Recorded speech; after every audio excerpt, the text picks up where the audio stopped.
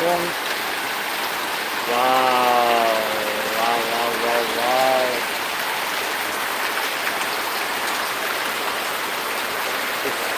asumba weather siga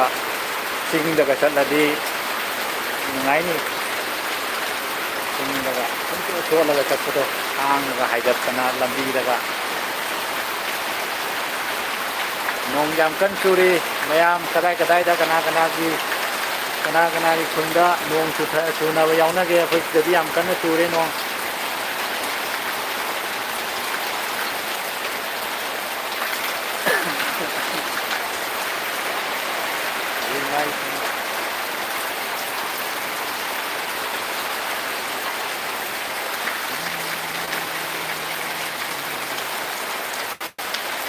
Hello,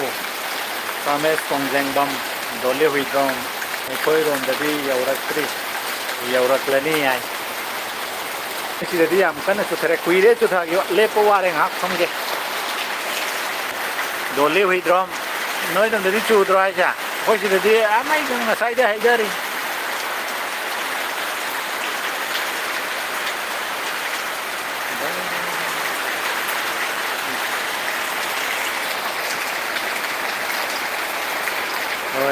Nungsitu yaw rin siya. Nungsitu Yam Kanna. Nungsitu Yam Kanna.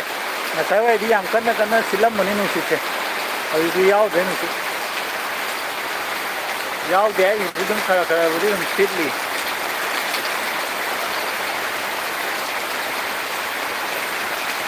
Kaya sura din pa ya muksumak tare tawri ko.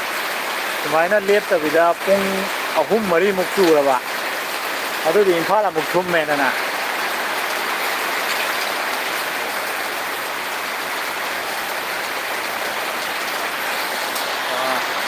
Mahabali line da Surani juga yang Krishna Janma gi family mayam di pung loi bra khandre pung loi bra khandre loi da kai do loi da na kai no gi ne ishwar Krishna Bhagavan kumam dai gi ni sengdui ni pap na pung thang thal la ka no se prithvi se ma kom dai gi sengdui ni se ada pondes main nong curang ni kan aduh sendui ni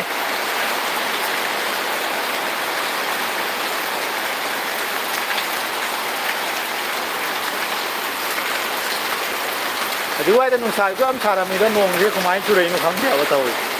ana ma kwa ko jo ni kwa amuk curai tomboy editor amuk curai nasai tu ram raja nasai di cu de da hujita ni curai je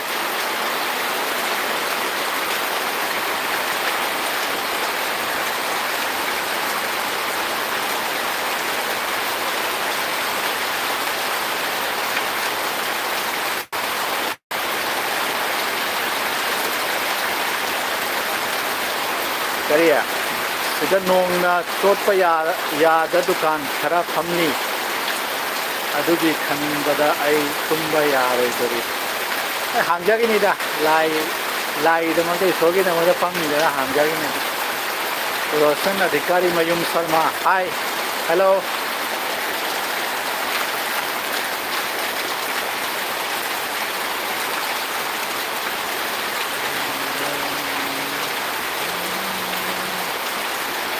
Phamam bane nuang se dum chuthara ko je pabam khang ne lai kha kare me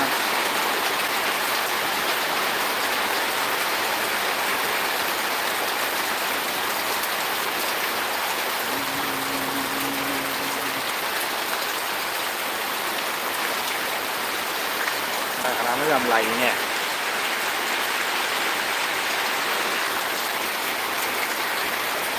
ayam video su chen ngam de nuang chuthara ni na mà con tới đây có sâu ya thì sâu vậy đó sâu nuông duda jagoi mà cái mà sao jagoi đi sai chứ hay là đi ai bộ jagoi đi sao hay chứ akilla kari lam no se wo yam ki kalli har lansang haudong tau khong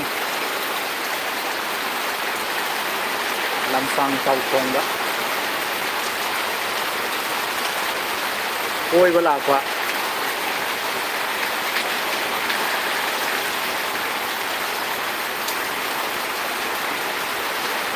warido fajaba nungai nungai ba thabira o non para hoy harake this message is helpful this kaino message sama review kain tharai sina view message so to do it now my mom so receive kai do ke khano YouTube na review ki thak re now my mom ki kaino se comment se hoy to do re na hai re ke to to lo another message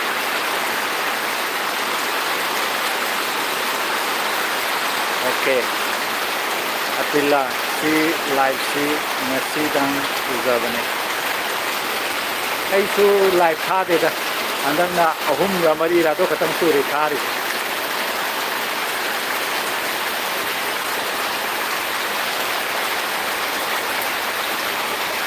ngasi de 15 na koi ba san ru ge nong ga nang na dra ba 15 August ne na koi se tau ya phon tu akhoi gi ding arang hoi re na 14 August Manipuri ning tam phang ba ge so san adhikari mayam hi hello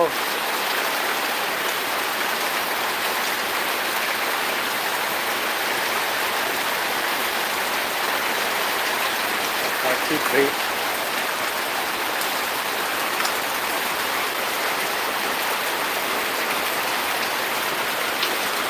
nong ku chu heng a padana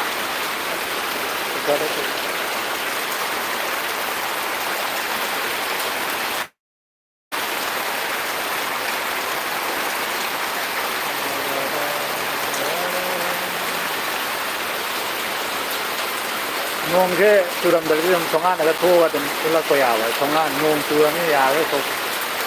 ko la ni moirang them vidya sorry hi hello kamai tau ge nong ga tu ro noi tu ga de moirang them vidya sorry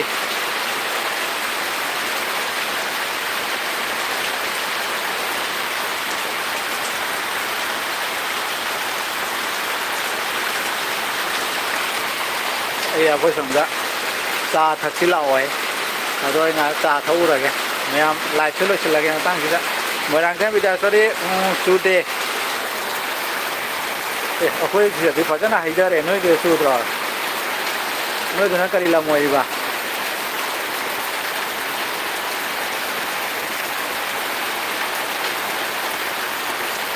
ten face reveal tau ro face reveal da yaad ri hu tau ba ikai ge akhoi su sa sai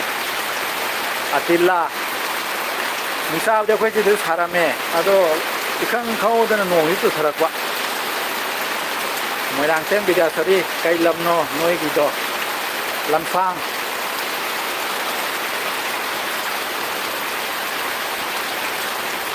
da ne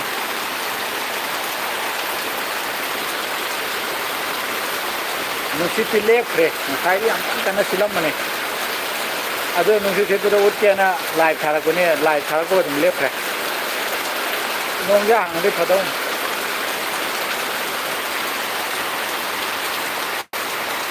sak char boy sak ki ayu ki chak re thang chat re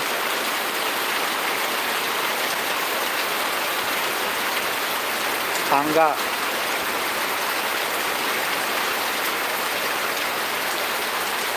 Kita ina de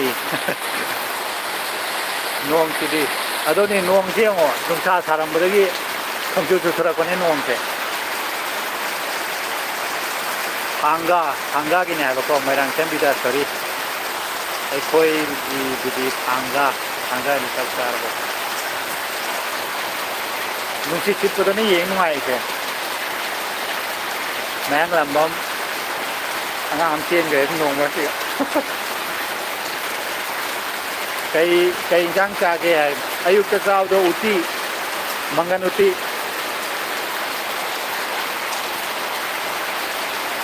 mayang lambam angam ba dong si ye nusit to ki jai ba nusit bu kari ki do nai ko atilla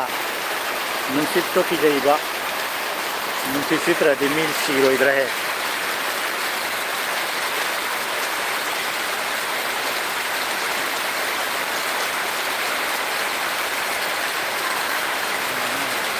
ꯑꯩ ꯆꯥ ꯏꯪꯈ꯭ꯔꯦꯌꯦ ꯁꯣꯝꯗ ꯌꯥꯝ ꯀꯟꯅ ꯀꯧꯔꯦ ꯁꯥꯎꯔꯛꯇꯥꯔꯦ ꯑꯩ ꯑꯃꯨꯛ ꯂꯥꯏꯐꯁꯦ ꯂꯣꯏꯁꯤꯜꯂꯒꯦ ꯅꯣꯡꯁꯤꯁꯨ ꯍꯥꯡꯗꯦ ꯃꯌꯥꯝ ꯕꯥꯏ happy independence ꯗꯦ ꯑꯩꯒꯤ ꯚꯤꯋꯔꯁ ꯇꯜꯂꯤ ꯑꯩꯗꯤ ꯍꯩꯅꯗꯦ ꯀꯤꯌꯦ ꯅꯨꯡꯁꯤꯠ ꯁꯤꯠꯇ꯭ꯔꯗꯤ ꯀꯩꯅꯣꯅꯦ ꯀꯤꯔꯨꯅꯨꯗ ꯐꯔꯦ ꯑꯩꯒꯤ ꯚꯤꯋꯔꯁ ꯁꯕꯁꯀ꯭ꯔꯥꯏꯕꯔ ꯄꯨꯝꯅꯃꯛꯇ ꯍꯦꯄꯤ ꯏꯟꯗꯤꯄꯦꯟꯗꯦꯟꯁ ꯗꯦ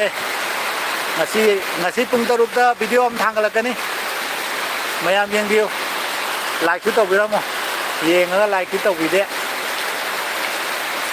ngasi pung 6ꯗ ꯚꯤꯗꯤꯑꯣ ꯑꯃ ꯊꯥꯒꯠꯂꯛꯀꯅꯤ